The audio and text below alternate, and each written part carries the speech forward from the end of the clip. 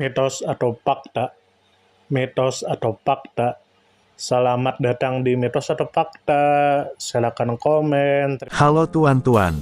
Pada video kali ini, kita akan membahas berbagai informasi yang beredar mengenai seorang tokoh.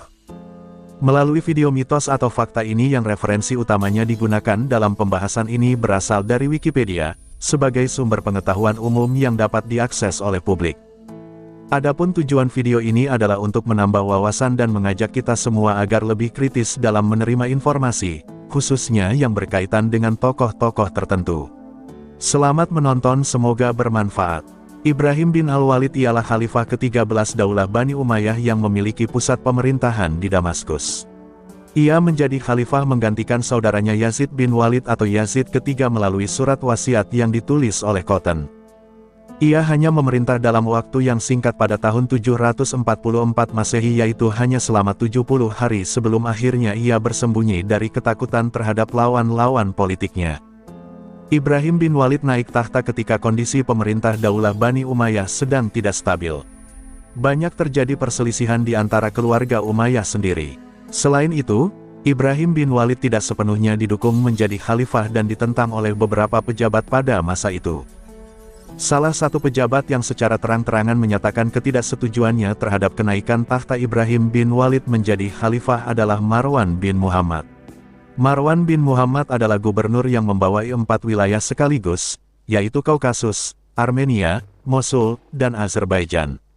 Tindakan yang secara nyata ditunjukkan oleh Marwan bin Muhammad untuk menentang Ibrahim bin Walid adalah ia mengerahkan 80.000 pasukan ke Damaskus untuk menyerang pemerintahan Ibrahim bin Walid. Hal ini merupakan pemberontakan terbesar yang dihadapi oleh Ibrahim bin Walid. Menghadapi pemberontakan yang terjadi, Ibrahim bin Walid meminta bantuan dari sepupunya yaitu Sulaiman bin Hisham dan menjadikannya panglima utama. Sulaiman bin Hisham kemudian membuat strategi dengan cara melakukan pendekatan kepada gubernur di Palestina, Suriah, Irak, dan daerah-daerah lain di sekitarnya. Gubernur-gubernur tersebut setuju untuk mempertahankan Ibrahim bin Walid sebagai khalifah dan penguasa tertinggi di Daulah Bani Umayyah. Sulaiman bin Hisham dengan bantuan para gubernur berhasil mengumpulkan 120.000 pasukan yang siap bergerak di bawah pimpinan Sulaiman bin Hisham selaku panglima utama untuk melakukan perlawanan terhadap pasukan Marwan bin Muhammad. Ibrahim bin Walid merasa lega dikarenakan jumlah pasukannya jauh lebih banyak dibandingkan dengan pasukan dari Marwan bin Muhammad.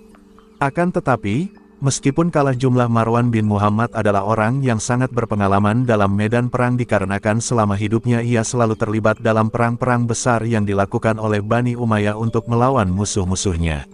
Sebaliknya, Sulaiman bin Hisham meski seorang panglima, ia dibesarkan di lingkungan istana, bergelut dengan kemewahan. Ia pun tak begitu menguasai medan peperangan. Alhasil, dengan strategi yang dilakukan Marwan bin Muhammad dalam mengalahkan pasukan Ibrahim bin Walid yang memiliki jumlah pasukan lebih besar. Bahkan pasukan Ibrahim bin Walid kocar-kacir dan tercerai-berai sehingga Marwan bin Muhammad berhasil memasuki istana dan berhasil membuat Ibrahim bin Walid terpaksa turun tahta dan menyerahkan jabatan kekhalifahan kepada Marwan bin Muhammad. Meskipun begitu, Ibrahim bin Walid tetap dibiarkan hidup dalam perlindungan Marwan bin Muhammad dan meninggal pada tahun 132 Hijriah atau 750 Masehi. Pada masa pemerintahan Khalifah Ibrahim bin Walid, telah dilakukan penerjemahan buku-buku filsafat Yunani ke dalam bahasa Arab.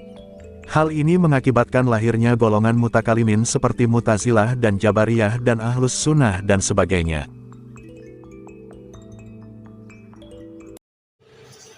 Mitos atau fakta? Mitos atau fakta? Terima kasih sudah mampir di Mitos atau Fakta. Silakan komen, share, like, subscribe, bertemanlah dengan kami. Semoga kita semua disehatkan badan, dilancarkan rezeki, dikabulkan segala hajat. Semoga kita baik-baik saja, semoga kita sukses selalu, salam damai.